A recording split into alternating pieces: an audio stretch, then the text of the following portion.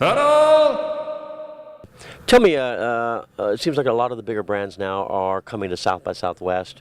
How does it affect you guys with connecting to your customers? Well, our business is all about connectivity at OnStar, and we have been in GM vehicles for the past 15 years and really pushing the envelope on what's possible.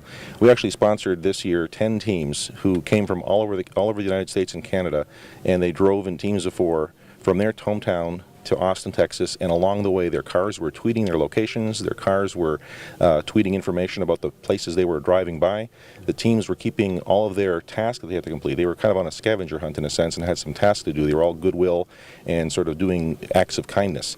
It was all part of the Adopt a Classroom program, and all of the South by customers or participants could actually track them and watch them as they were making their way down here. It was really a great way to share this community.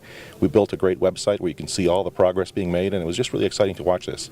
How exciting is it right now, the way social media marketing, it's almost a direct channel to your customers? Well, it's a direct channel, but it's a private channel in some sense, and communities form that's in ways that is relevant and meaningful to them, and we can be part of all that and help send our message in ways that's meaningful and trusted to those customers as well.